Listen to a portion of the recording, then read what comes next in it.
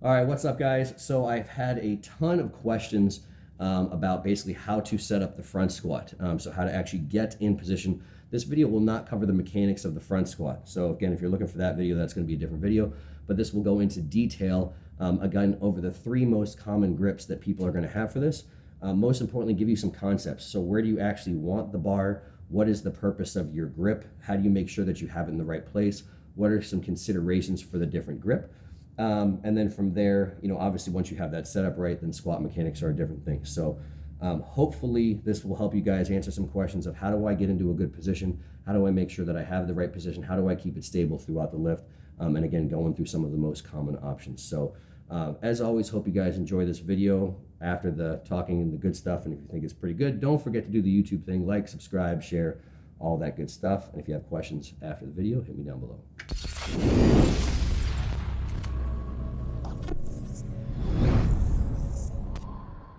All right, guys, brief note on this before I get into it too much detail.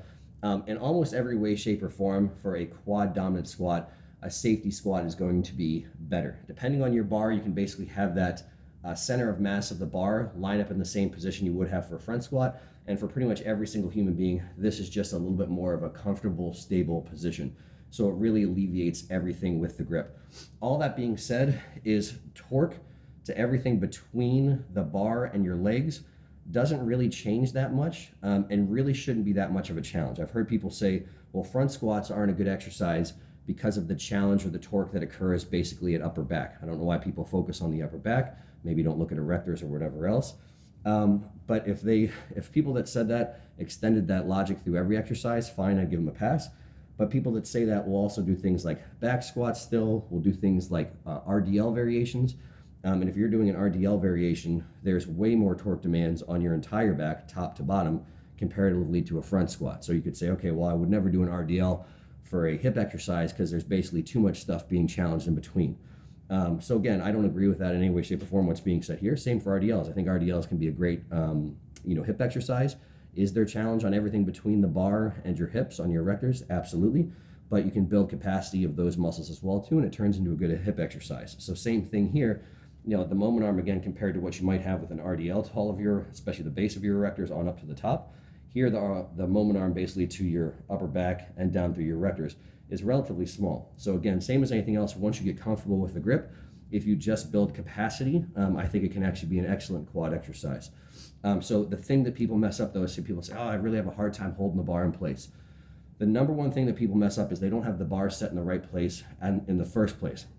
And where it should be, and I'm obviously going to demonstrate, is, again, from where you're looking at me with the camera, it should be, if this is in front of my delt, it should be behind your delt. So the entire bar should be completely behind your delt muscle.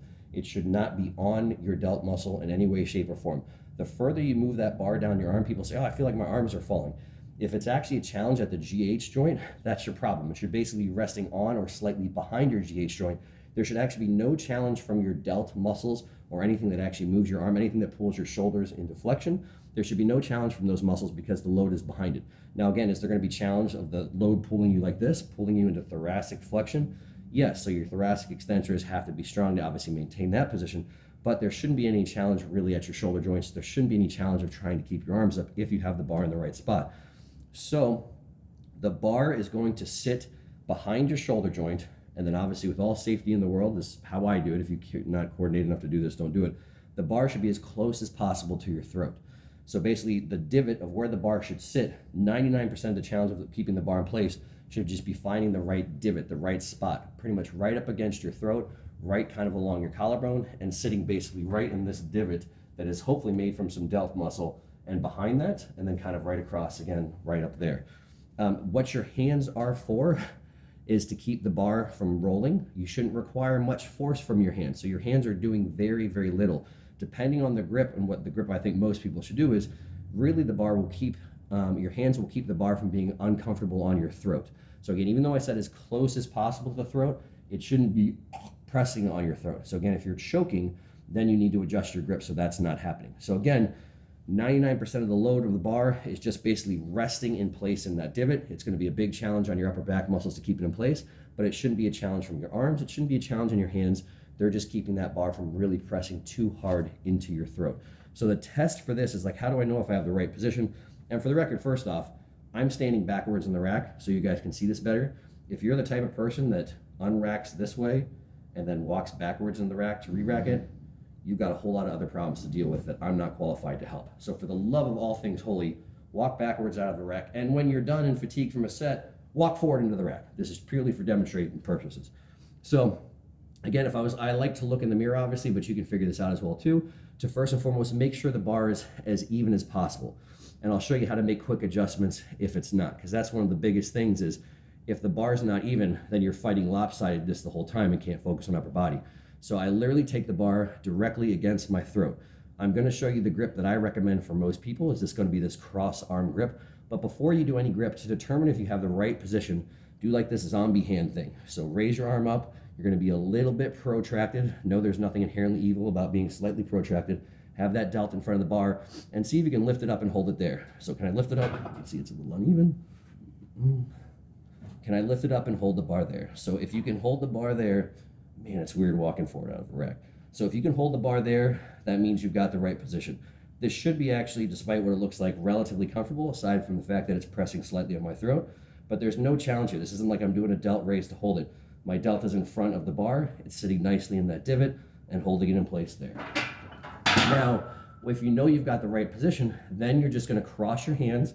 I'm getting just a few fingers. You don't need your whole hand in here. Whenever I see someone, I can pretty much tell if someone has the wrong grip, they have their whole hand on the bar. So if you're doing this or trying to do this clean position grip with your whole hand on the bar, you're probably doing something wrong. It's not a whole, you shouldn't have this death grip on anything. It should be resting mostly. You're never holding it a lot of the way with the bar. I see people do the clean grip, which I'm gonna demonstrate in a minute, and it looks like basically they're having to kind of like holding this with like the bottom of like a skull crusher, death gripping it, having way too much weight in their upper body. But once you determine the right position, then you just cross hands, get a couple fingers in there. So if you can do 2, 3, even if you get your pinky tip in there, that's fine as well too. And these are literally just to keep the bar off of my throat. So again, keep doing it uneven. So if I lift up, I'm in this comfy place, then I can just get my fingers in there enough so now the bar, even if it's just lightly touching my throat, is just sitting maybe, a millimeter or so off. I'm literally pulling the bar forward just a tiny bit and keeping it off. And so from here, I can pretty much hold this position all day, until my upper back starts to fatigue or round from there. So I'm gonna show you guys a couple other options just because I'll have questions about that. The first option that I'm gonna show is this kind of a clean position. So again, if I was gonna do a clean and jerk, it's kind of the position that you would be in to hold the top of a clean. Once you've actually finished the clean position, before you transition into a press position or a jerk position, this would be kind of the clean hold. So this grip really stems from Olympic lifting. There's absolutely no reason or no benefit to doing it over the other grip, purely for hypertrophy purposes. I used to do this grip a lot just because it's kind of like a thing where I used to be able to get in that position pretty well, and I just wanted to maintain that position just for that, the ability of, here's something I used to be able to do, let's keep on doing it. But there's no benefit. I used to have some people say like, oh, I see you doing that, should I work on my mobility or whatever to get in there? No benefit unless you're just weird and just like to do weird stuff like I do sometimes. But so the way to go on this one is fingers here. Big thing on this one is, again, you want to have that bar sitting in the exact same spot, nothing changes. Your elbows up should be in the same position, so this requires a lot of basically combination of external rotation while you're in shoulder flexion. So a lot of people lack that. And then some people, it literally comes down to arm length and arm size. So I have this lovely combination for this where I have very long arms, have a very, very long forearm, and I have pretty small arms. So I can actually kind of get in this position. So someone else with massive arms, like nothing will ever get them in this position. And if you have shorter arms, it's just hard as well too. So that's why I say this is completely arbitrary. There's no benefit. If someone can get in there, you probably have some bad stuff going on like me, like monkey arms and small arms. If you can't get in there, then just tell everybody your arms are too big to do this exercise, and that's something nice to brag about. But basically when I'm getting in this, it's just a couple fingers on the bar, because the same thing, your hands and fingers, just with a different part of your finger. So when I do cross, my fingers are this way, pulling the bar this way off my throat. When I do this way, it's the same thing, fingertips, and they're kind of pulling this way to keep the bar off the throat. So you just basically have your hands on the other side of the bar. So they're either pulling this way or doing the other way, crossed over that way with my fingers over the top, but both are doing the same job. So grab a couple fingers, and then from there, get in the position, lift up, same thing. You should have that bar resting across, and then elbows as high as possible, just to make sure that, again, that delt's not sloping forward, and then it'll be easier for the bar to roll off. So you should see, even though I can still kind of get in this position, it's not, for most people, quite as stable of a position And it's harder to keep that entire bar basically, behind the delt. So again, there's really no advantage to this one unless you just like doing it. But also, like I said, I want to clarify, if you're going to do that one, it should be just a couple fingers. The fingers are there, again, just pretty much to keep the bar in place, just to keep it off of your throat. You should not have a lot of load in your hand. Again, when I see, I don't know who the hell teaches people to do this, but I see people literally like this, sometimes a full wrapped grip around the bar, in which case you need way more mobility, but ultimately you're putting a ton of stress of actually taking load, literally of the wrist flexors have to have a degree of flexion to keep that bar in place. And again, there's some degree of elbow extension occurring in there too. And I literally see people getting tired of how much they can kind of hold using muscles in this position. So if you are choosing that grip, just be realize of where you're keeping your fingers. But like I said, the purpose of your fingers isn't to hold any of the load, it's just to keep the bar off. And then the last option, which honestly I hate, this does alleviate some things from a shoulder, an elbow mobility and wrist mobility standpoint, but I find it to be one of the least stable positions, is doing straps on the bar. And full disclosure, I've helped people do this a couple times. I've had a couple clients do this. I've never done it this way, again, for the relative lack of stability, because obviously you can imagine when I have my fingers directly on the bar, I have a little bit more control over keeping it off my throat. As soon as I put something in between, longer distance in between, I'm going to lose some influence over the bar. So it's a little bit more stuff in the way that has to kind of stay or do what I want it to do. But the point of this one is, if you have a hard time even crossing your hands to get them on the bar from here, maybe you're a giant arm, short arm person, Flex Lewis, whatever, then that's going to be tough. So a lot of people will grab up here. Everything else is going to be the same. So I still want the same rack position, and then I'm just creating a little added stability on the bar from my hands through the strap onto the bar. So again, the idea is here to be just slightly outside your shoulder. Again, this is weird not having a mirror to look at. So this is really crooked. I blame that, and not the fact that I'm crooked. But so same thing, lift it up, hold the bar in the spot. Should be elbows nice and high. Bar should still be sitting in that kind of spot right behind your delt, not on your delt. I would probably slide these in a little bit further. So ideally, I'd want the strap straight up and down. Like I said, not doing it in the middle is a little weird. So just so you guys can see, I would have the strap just outside of the delt and having it going straight up and down, so the contact point is directly below my hand. So something a little bit more like that.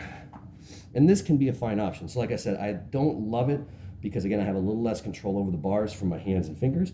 But again, depending on the size of your arms, depending on what kind of hand, elbow, shoulder mobility you have, that might be your best option for doing front squats. So that is the setup. Hopefully someone finds that mildly to moderately helpful. Same as everything in the video. If you guys have more questions on this at all, hit me down below.